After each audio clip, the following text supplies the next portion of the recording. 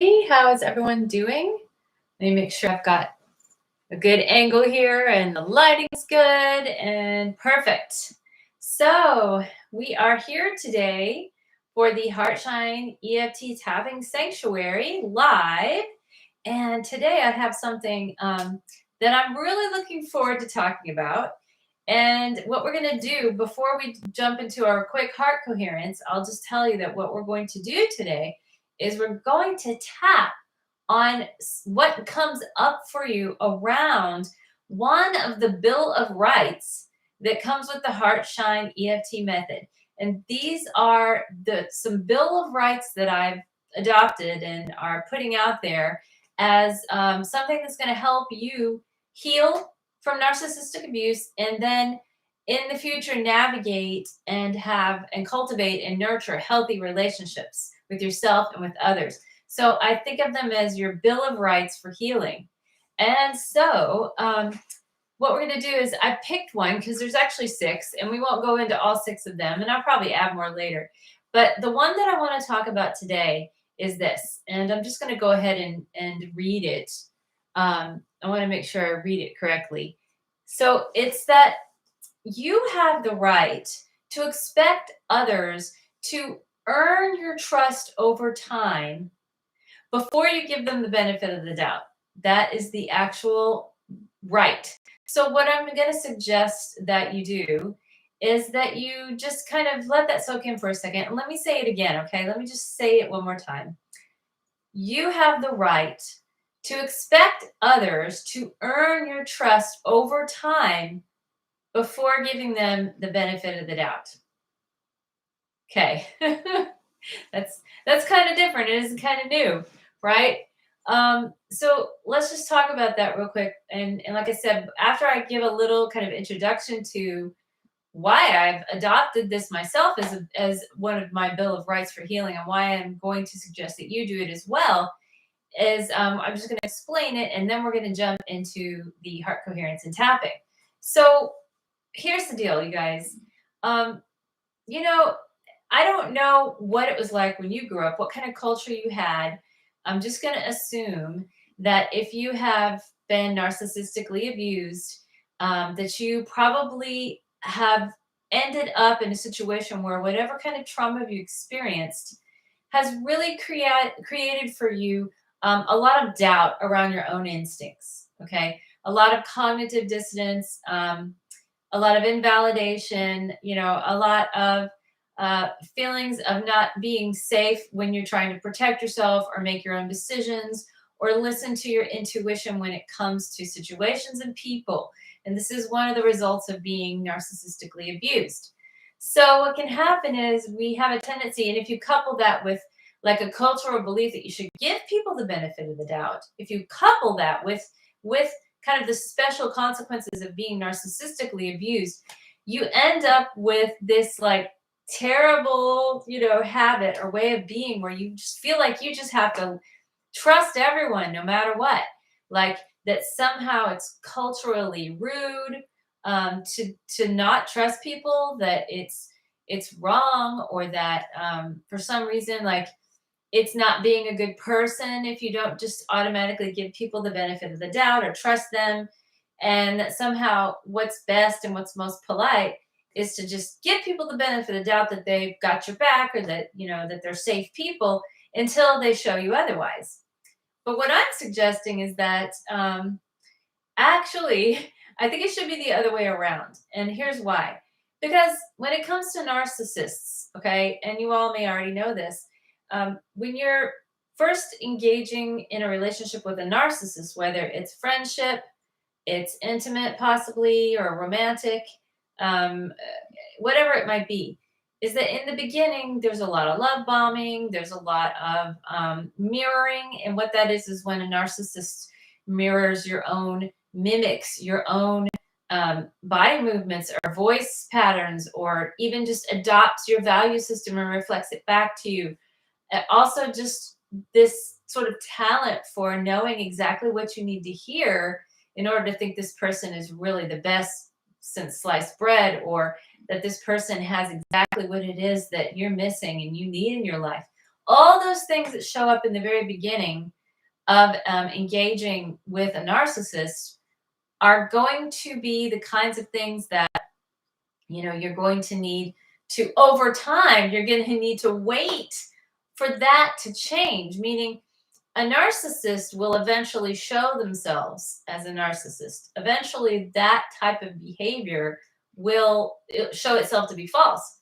So it can take some time. It sometimes could take months. I mean, it just depends on the person. So what I'm saying is that, yeah, okay, for people maybe who haven't experienced narcissistic abuse, perhaps it's not as emotionally dangerous for them to maybe sometimes give people the benefit of the doubt and maybe just be more trusting. I don't know. I'm not going to speak to that. But what I'm going to speak to is for people who have been narcissistically abused, it's vital that you adopt this as a right, because it's so important that you learn to meet your own needs and that you start to trust yourself by setting yourself up for success in the future, in that you're not going to get into another relationship with a narcissist, right? You're going to stay in an emotionally safe space. You're not going to let someone in to your space until they've proven over time that they are emotionally safe. Meaning, if they're showing up consistently in your life as the same person over and over, no matter what's happening, whether it's, things aren't going well for you or things are going well for you, circumstances change. Maybe you set a boundary with this person. Maybe you tell them no. Maybe something doesn't quite go right. And this person's still showing up consistently as an emotionally safe person. Eventually, you're going to be able to say, okay, now I feel comfortable and I trust this person. And now maybe we can go deeper, whatever level it is. Maybe now I'll be more vulnerable with this person, or maybe now I'll trust them more to perhaps do something like, pet sit. Or I'm just thinking about, like, what if it's a neighbor? What if you've got a neighbor and this person seems really nice, and you over time have developed a good, friendly, neighborly relationship with them, and then one day you need a favor that would make you vulnerable. You want them to watch your dog or come into your house, do some house sitting or checking on things in your home. Well, I don't know about you guys, but I gotta say, I would not want a narcissist coming into my home while I wasn't there, because you can't trust narcissists, and I don't know exactly what they would do, but I do know that you can't trust them because they're out for themselves. So I would want to make sure that I knew for sure someone that I was going to trust with anything, whether it be, my heart, or my home, or my pets, or my children, or my other friends, or anything at all, that I would want to be sure that this person was not a narcissist. And that's how you can know. I'm sorry. There's no other way. There's no other way to know than to make this person prove themselves over time. I know it sucks, right? It's like, God, you mean I have to actually make people prove themselves? That's uncomfortable for people who have been abused, because we have been taught to allow others to cross our boundaries. We've been taught not to meet our own needs. We've been taught not to trust ourselves. This is the opposite. So basically what this boils down to is, even if you were wrong, okay, here's the crux. Even if you were wrong about this, let's just say that you expect someone to prove themselves to you, and over time you were giving them a chance to do this. And then maybe something happened where you started to get a little iffy about them. Like they did something, and you're like, ooh, yeah, that doesn't feel good. And you made the decision. You made the decision right there. I'm going to decide I'm not going to trust this person, or whatever that means in that situation. I'm going to be cautious here. I'm going to not trust this person. I'm not going to jump into this relationship any deeper. And this is what comes up. What if I'm wrong? What if I'm wrong about this? Oh my God. That can be so triggering, right? That can be so triggering, because so many of us have been gaslighted or gaslit. I don't know which is better. Gaslit, for so many years, meaning, we were told, you don't know what you're talking about. I didn't say that. I didn't do that to you. I don't know what you're talking. We've been told that we're wrong for so long that we are terrified of being wrong. Okay. But what I'm saying to you is that it's okay to be wrong. In order to protect yourself and to develop trust in yourself, okay, it's okay to risk being wrong, because if you would rather risk that than risk your own emotional safety, that means you're healing and or healed, right? Like, that's a sign that you're truly healing your relationship to yourself, that you're putting yourself first, that you are trusting yourself, okay? So being willing to take the risk that you could be wrong about someone and just setting your boundary without even ever knowing if you were wrong. That might happen too. You might not get any validation later on that your feeling, that your gut feeling was correct. Now, I'm going to tell you a really quick story about something that happened to me. This exact scenario, okay, you guys, and kid you not that long ago, I had this scenario where, I got a gut feeling about something, and I decided not to move forward in a relationship. And I'm not going to give you details because it doesn't matter. But basically, it was just that I made this decision on just one instance, and it just seemed so small or so casual. But I had a feeling in my gut that I'd had so many times before in the past. And every time I had that feeling, and it was literally a physical feeling, like in my gut, like in my stomach, every time I'd had that feeling in the past, it always turned out to be right. It was always a warning sign. And it always turned out to be that the person who I had the feeling about was a narcissist. And I was like, so I decided, I was like, I'm going to trust myself. I'm going to listen to this feeling. I'm just going to go ahead and decide. And the beautiful thing about it was I was not involved with this person in any way in which it made it hard for me to just stop being involved. It was a very casual moment, a very casual involvement. So I just stopped. I decided not going to move forward. And I went on and I was like, okay. And then I did actually find out later, just got some information from someone, from a third party, that in fact validated that I was correct. And I was like, oh my gosh, wow. And it was such a win for me, you guys. It was such a win because I was like, look what I've done. I have saved myself like all this pain and suffering of ending up in another emotionally unsafe relationship that I would have to extract myself from. I saved myself from that. And what did that do for me, you guys? What did it do? It made me trust myself more. It was like, oh wow, my body really is my ally. My body is my friend and my ally, and it has my back. It has my back. It told me, because it could read energy fields.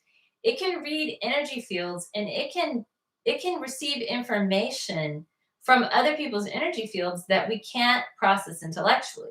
So my body told me this is an unsafe person, and I listened and I acted, and then later on I was correct. And so it was a huge win for me. So anyway, guys, I think you get the picture here of what I'm talking about. So let's go ahead now and shift into the tapping. And what I want to do, oh, I'm getting warm because I'm talking so much. What I want to do is I want to have you just take a moment, and we're gonna do some quick heart coherence. We're just gonna get really grounded. So let's shift out of this talking and listening mode, okay?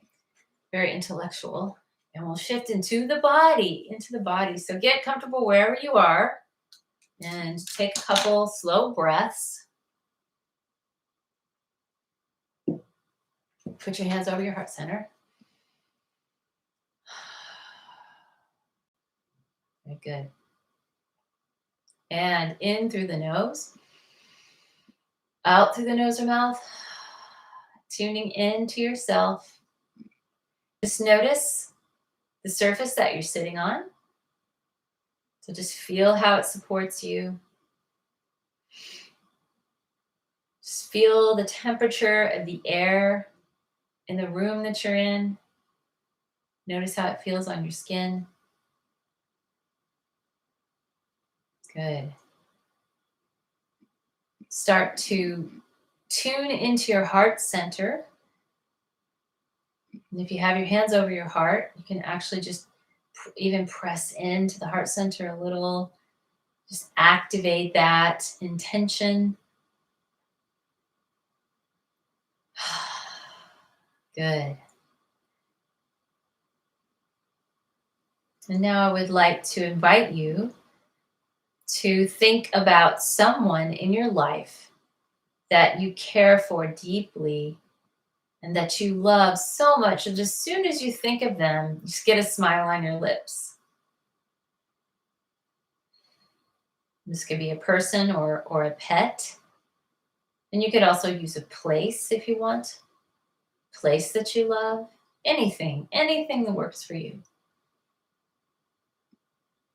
And just notice this feeling of love that comes from the heart center when you think about this person or place. And just anchor this feeling in. Good.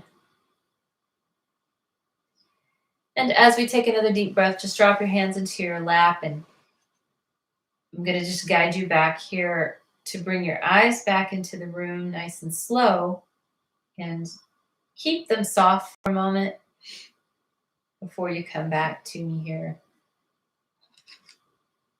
Take a deep breath as you stretch your arms up over your head and look up at the sky and really reach with your fingertips and come back to center. Okay, good. Roll your shoulders if that feels good. And now just feeling tuned in with me. I'm going to have you direct your attention back to the Bill of Rights. The Bill of Rights that I discussed before we did this heart coherence. I'm going to say it again, okay?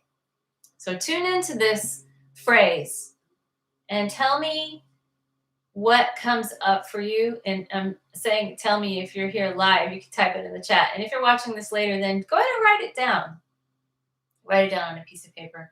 What comes up for you when you hear this phrase or even say it out loud? Okay. So I'm going to actually put it for you in the first person.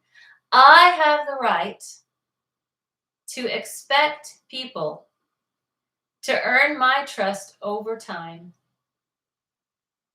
before giving them the benefit of the doubt.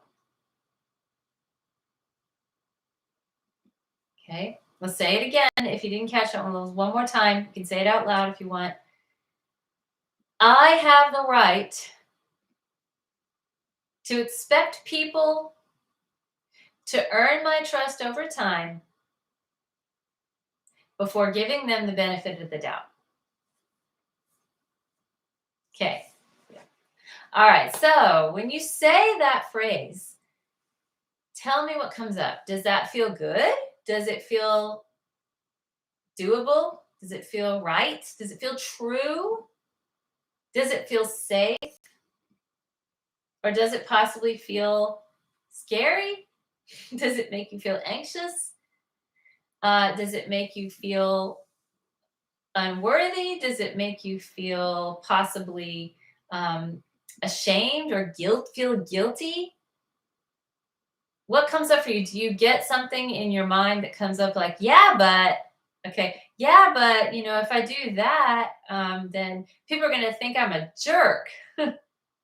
Or, oh, I could never do that. That, for whatever reason, there's a voice inside your head probably that's telling you some things. So whatever that is, whatever that is, go ahead and write it down if you want. You can write it down or just have it in your mind. And so that's like your biggest block around really adopting this as a right. That is what's coming up for you, as in, this is what will stop you from doing this, from owning this right. Okay. So what we're going to do is we're going to tap on that of releasing whatever that is. So what we're going to do is I'm actually just going to do a general setup statement, and you can think about your issue or you can use mine, and I'm just going to call it this resistance. That's all. This resistance. And I'm going to use some phrasing and some language that you can also use as well.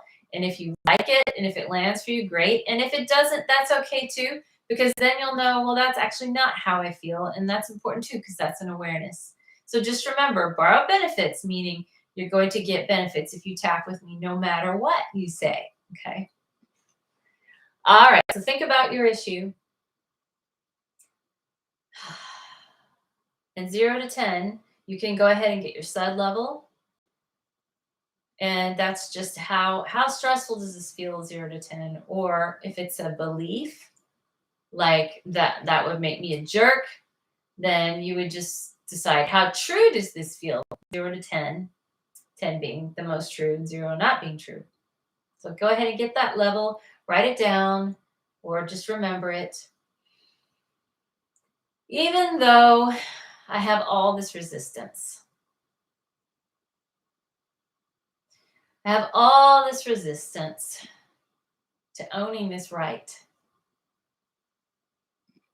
to make people earn my trust over time.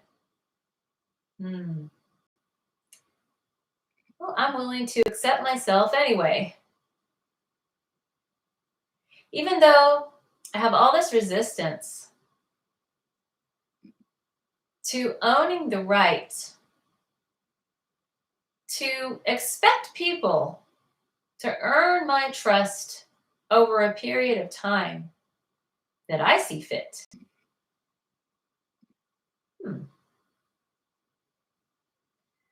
Well, I'm willing to hold myself in compassion around that.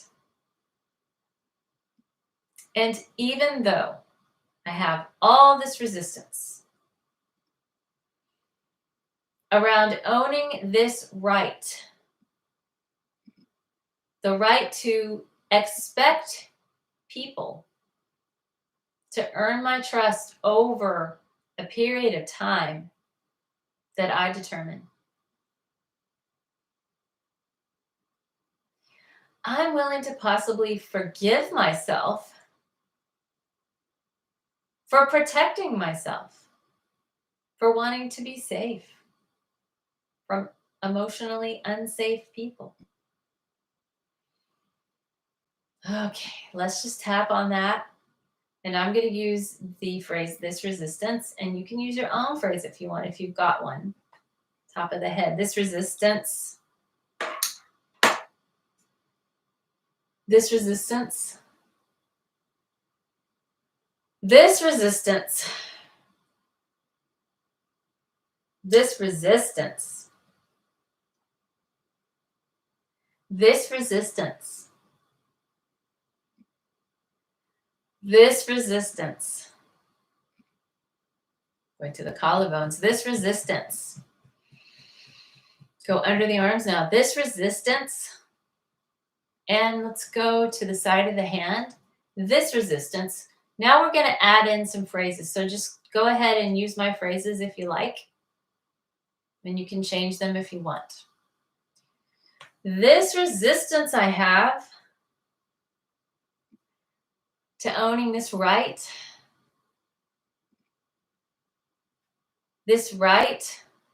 to expect others to earn my trust over a period of time, that I determine until I feel safe. I don't know if I can do that. I don't know if I can do that. That doesn't feel right. That's not how I've done it before. That doesn't feel safe. I don't think I can do that. Even though part of me wants to. Because actually in the past, I have found out that people I thought I could trust, I couldn't trust. I've given people the benefit of the doubt a lot in the past. And I've been burned. I've been hurt. I've been betrayed. It has happened. But for some reason, I just keep giving people the benefit of the doubt. I just let them walk all over me. I let them come right on in, even though I barely know them. Or I ignore my feelings. I ignore the warning signs. I get a feeling about someone, and then I ignore the warning signs. And then I find out later that I was right. But I keep doing it. I can't stop because it's rude to make people earn my trust. That's rude. It's not polite. Shouldn't we give people the benefit of the doubt? Isn't that nice? Isn't that a nice way to be? Doesn't that make you a good person? A trusting person? A nice person? Whatever, fill in the blank here, you guys. A blank person? Because if I did that, then people would think I was a jerk. If I did that, people would think, fill in the blank, you guys. If I did that, people would think I was, put your word in there. People would think I was a bitch. People would think I was a jerk, an asshole. I mean, all kinds of things, right? I don't want that. I don't want people to think that about me. That's embarrassing. Then I would feel guilty and ashamed. So I'd just rather take the risk. I'd rather take the risk of getting involved with another narcissist than being seen as a jerk or whatever. I don't know, though. Maybe I'm tired of that. Maybe I'm tired of getting betrayed. I'm tired of not listening to myself. I'm tired of what it means to constantly doubt myself. I'm tired of constantly doubting myself. It does not feel good. You know, I would beat myself up later and say, God, you knew that was going to happen, right? I beat myself up and say, man, I knew that was going to happen. I knew that person was no good. I had this feeling. And then what's the consequence? Then I'm mad at myself. Then I'm really mad at myself for that. What if I could trust myself? What if I could trust myself implicitly, even if I was wrong? Ooh, I don't know. What if I was wrong? What if I could trust myself completely to know when someone's not emotionally safe or physically, any kind of danger, whatever that danger might be that I am sensing from someone? What if I could trust myself? What would that feel like to trust myself that much on that level? What would that mean for my life? What if I could give myself permission to make people earn my trust over time and show me that they were truly emotionally safe, that they were truly who they appear to be, that they truly have my back, and that they support me, and that they want the best for me, and they want me to succeed. They want me to be happy. They want me to have my dreams. What if I made people show me over time, this is true about me. This is true about you. What if I could do that? That would feel pretty good. I think I would like that. And even though maybe a tiny part of me still doesn't feel safe doing that, it doesn't feel quite right for whatever reason, I'm willing to possibly try it out. I'm willing to consider that I could try this. I could try out this new right. Maybe just see if it works. And no matter what, no matter what, I deeply and completely love and approve of myself right now, the way I am. Take a breath. Tune in. See how you're feeling now. Just notice any shifts you might have gotten.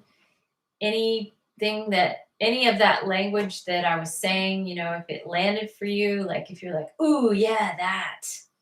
Yeah, that's true for me. Make sure you take note of that. And also, if I said something that you're like, oh, no, that's not it. Because usually what comes after that is, that's not true, but this is true instead. So it's all information that's important that helps you understand yourself, and it helps you understand why you might be blocked around adopting this right, around this level of healing. Okay. So wonderful that you were here today. I'm so pleased that you did this tapping. If you did follow me all the way through to the end, that's awesome. I want to say that I've posted here in the chat that I have a free tutorial and community now on my website for thriving after narcissistic abuse. And I know if you're watching this replay, you can't see the chat anymore, but I'll post the link in the description of this video if you want to check it out. So again, it's a free tutorial. I just created it, and it's on my website as a free tutorial. And there's a community there that's attached to it that's like a social media. So it's like Facebook or whatever, but it's inside my website. So it's private. It's really cool. And then that's a place where you can connect with others who are healing, and also talk to myself and my team in the chat. So, all right, everyone, I'm going to go now, and I hope to see you next time. And as always, may you be at ease and know joy. Bye.